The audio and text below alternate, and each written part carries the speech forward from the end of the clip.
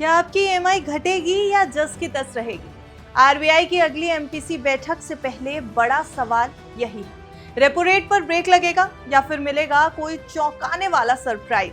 RBI की अगली monetary policy बैठक से पहले बाजार की धड़कनें तेज है। सवाल सिर्फ इतना कि रेपो रेट में एक और कट मिलेगा या सेंट्रल बैंक फिलहाल ब्रेक लगाएगा। एक्सपर्ट्स के ताजा अनुमान, महंगाई के आंकड़े, रुपए की चाल और बजट 2026 सब कुछ मिलकर ये तय कर रहे हैं कि आपकी ईएमआई का आगे क्या होगा।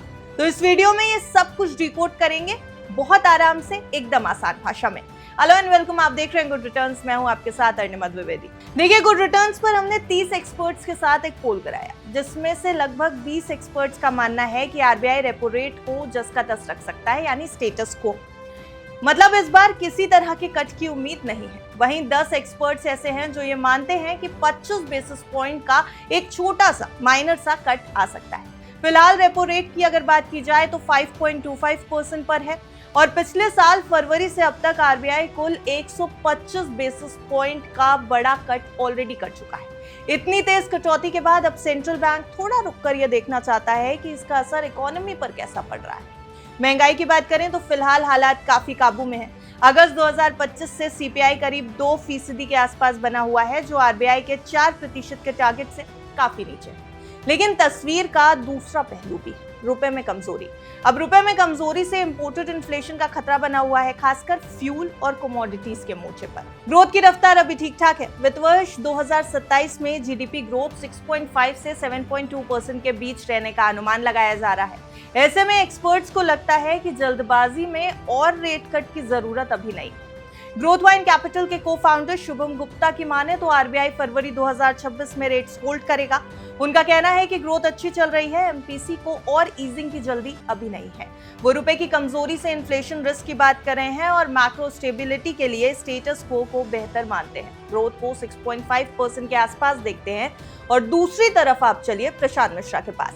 अग्नम एडवाइजर्स के फाउंडर और सीईओ 25 बेसिस पॉइंट के कट की उम्मीद कर रहे हैं और कह रहे हैं कि सीपीआई 2% पर है, जो टारगेट से 2% नीचे है, तो ईजिंग के लिए रूम है। लेकिन वो भी बड़े 50 बेसिस पॉइंट के कट को नहीं मान रहे हैं, बस ग्रेजुअल सा 25 बेसिस पॉइंट का कट।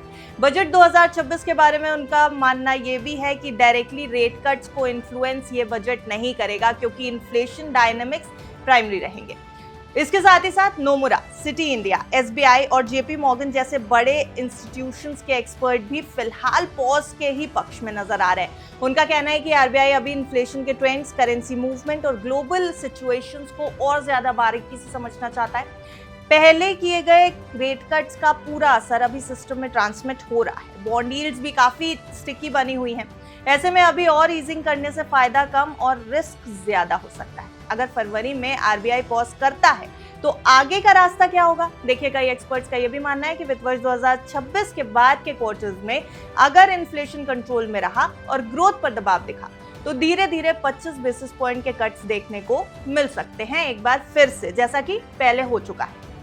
यहाँ यूनियन बजट 2026 की पूरी भूमिका, पूरा रोल भी काफी अहम होगा। अगर बजट में फिस्कल कंसोलिडेशन जिसकी बात की गई है, उसको ग्रोथ में सपोर्ट करने वाले रिफॉर्म्स पर जोर दिया गया है, तो वही आगे चलकर रेट कट्स की दिशा को तय करेगा।